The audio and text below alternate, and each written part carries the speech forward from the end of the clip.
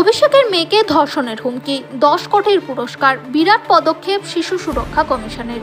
আরজিকর কাণ্ডে চিকিৎসকের ধর্ষণ খুনের ঘটনায় ফুঁসছে গোটা দেশ। নিহত তরুণীর ন্যায় বিচারের দাবিতে সরব হয়েছেন সমাজের প্রায় সর্বস্তরের মানুষ।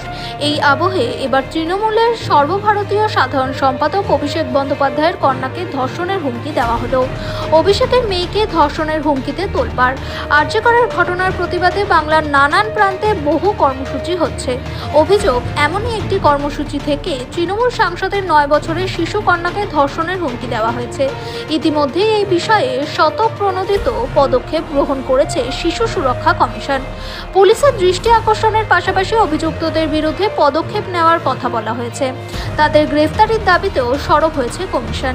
এই বিষয়ে শিশু সুরক্ষা কমিশনের তরফ থেকে একটি বিবৃতি প্রকাশ করে বলা হয়েছে, আরজিকরে মহিলা ডাক্তারের ধর্ষণ খুনের ঘটনার প্রতিবাদ কর্মসূচির একটি ভিডিও সোশ্যাল মিডিয়ায় দেখা গিয়েছে।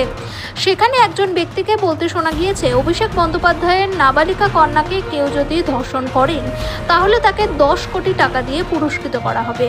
এই ঘোষণায় আশেপাশে উপস্থিত কয়েকজনকে আনন্দ প্রকাশ করতে দেখা যায়। এই ধরনের মন্তব্যের কমিশন বিরোধিতা করার পাশাপাশি আইনি পদক্ষেপের দাবি জানাচ্ছে। শিশু সুরক্ষা কমিশনের বিবৃতিতে বলা হয়েছে, পক্সো ইউএনসিআরসি আইনে এই বিষয়ে পদক্ষেপ নেওয়া উচিত। সেই সঙ্গেই দাবি করা হয়েছে, আরজিকর কাণ্ডের মাঝে আরও একটি ধর্ষণের হুমকি। এই বিষয়ে দৃষ্টান্তমূলক পদক্ষেপ না নেওয়া হলে সমাজের কাছে ভয়ানক বার্তা যেতে পারে। এই ঘটনায় দ্রুত অভিযুক্তদের গ্রেফতার করে অভিষেক কন্যার সুরক্ষার বন্দোবস্ত করার দাবি জানিয়েছেন কমিশন। অভিষেক কন্যাকে হুমকি দেওয়ার এই ঘটনা নিয়ে ইতিমধ্যেই সুর চড়িয়েছে তৃণমূল।